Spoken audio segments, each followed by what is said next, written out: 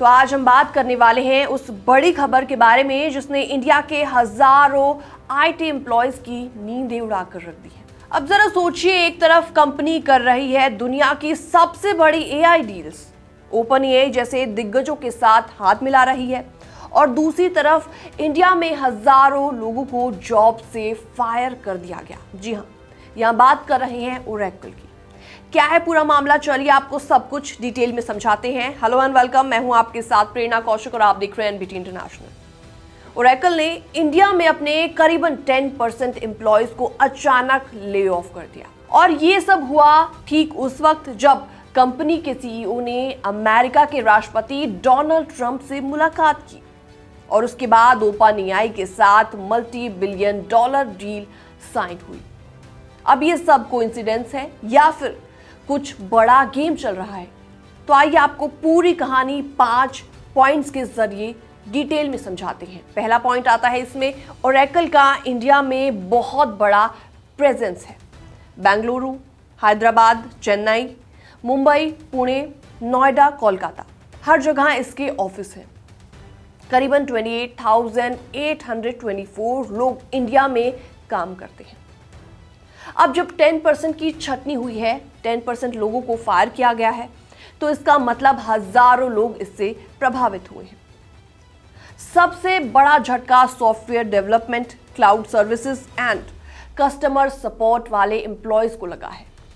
इसके अलावा दूसरा पॉइंट आता है, टाइमिंग सबसे बड़ी कंट्रोवर्सी है। जी हाँ, लेऑफ के ठीक कुछ दिन पहले ओरेकल के सीईओ लैरी विल्सन ने व्हाइट हाउस में डोनाल्ड ट्रंप से मुलाकात की थी।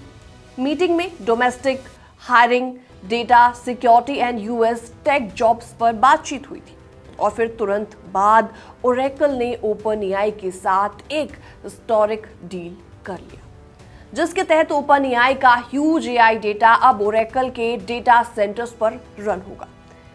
एनालिस्ट मानते हैं कि ये सब डोनाल्ड ट्रंप की पॉलिसी, यानी कि जॉब्स को इंडिया से यूएस शिफ्ट करने और H-1B वीजा डिपेंडेंसी घटाने से जुड़ा हो सकता है।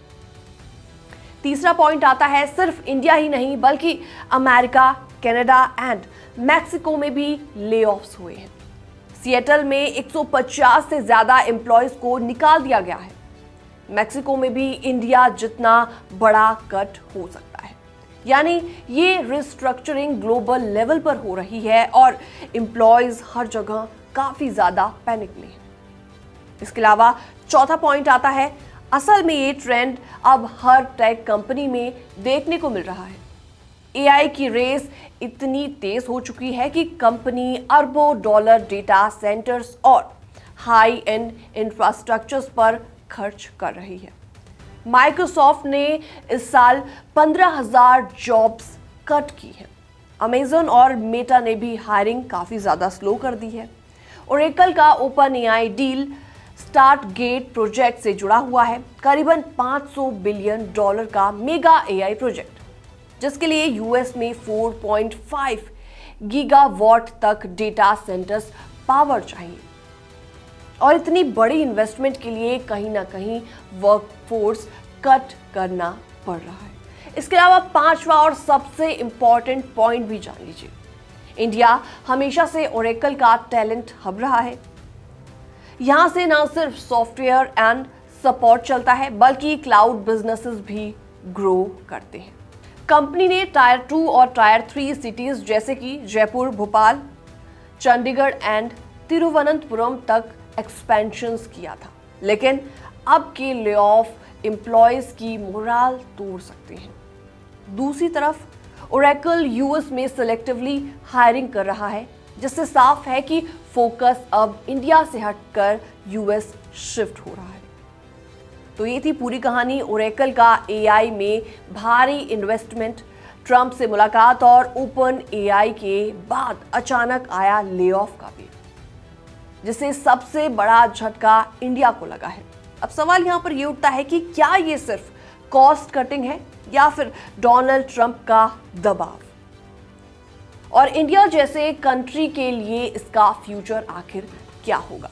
आपको क्या लगता है ये रिपोर्ट देखने के बाद? कमेंट सेक्शन में आप अपनी राय रख सकते हैं। बाकी तमाम अपडेट्स के लिए बने रहिए एनबीटी इंटरनेशनल के साथ।